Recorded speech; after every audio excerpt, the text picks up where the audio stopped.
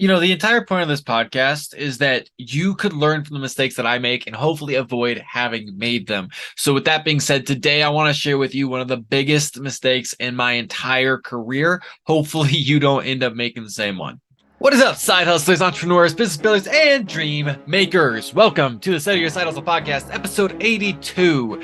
Today, I want to talk to you about one of the biggest mistakes that I have made in my professional entrepreneurial career. It's a mistake that I made about 2 years ago, and it affected me in a very big way. So let me tell you the story.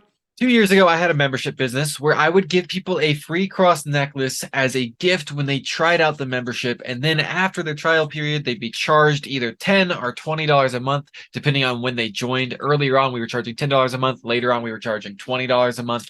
And at our peak, we had 312 people in the membership. 312 people paying $10 to $20 a month. So that means that I was bringing in between $3,120 to $6,240. That's what the math says, right? I'll tell you right now, transparently, it was closer to the lower end of that, closer to the $3,000 mark. And we were spending about $1,000 a month on ads to get people into the membership. So that tells you that this business was bringing in around $2,000 profit. Now, what were my time commitments? Well, quite simply, my time commitments were about 4 hours a week. So in those 4 hours, I would do the trainings inside the membership. That's what was promised. I would do email correspondence and customer service, and I would do the shipping of these necklaces. I shipped them out personally from my house, and I gave a personalized note to everybody who got one. And that was the business. So 4 hours a week, 16 hours a month. That means I was making around $135 an hour if you turn it into an hourly rate. This was a great side hustle, great business, mostly automated, fantastic business, some kind of thing that I would tell anybody and everybody you should absolutely try this. If you can make $1,000 a month to ads to test this out, if you can get this dialed in, this is a great side hustle. So the natural question is, well, what went wrong? I'll tell you the full story, the uncensored version of it.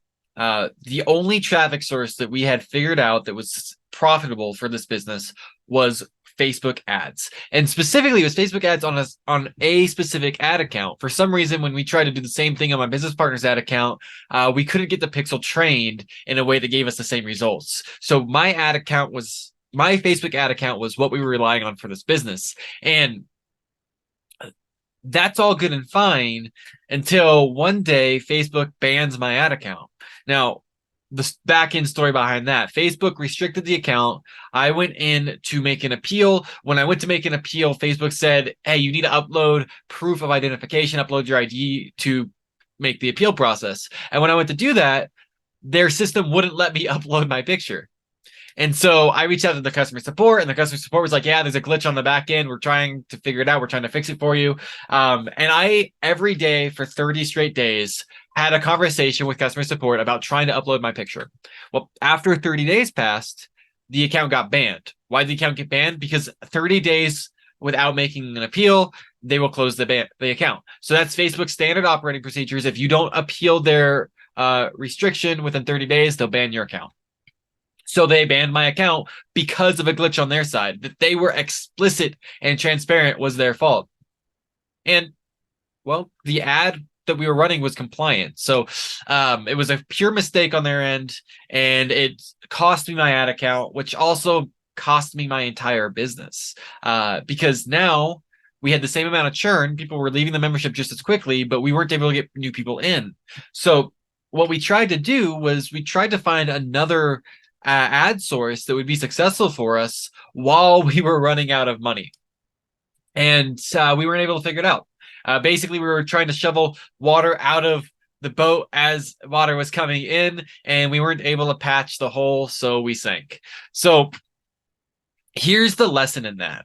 Here's what I want you to learn from that. That was a 10-month business. We had been running it profitably for 10 months. And then suddenly we lost our incomes.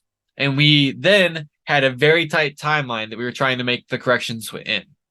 So what you do instead is you build one system and you focus on it until you get it dialed in and it's profitable.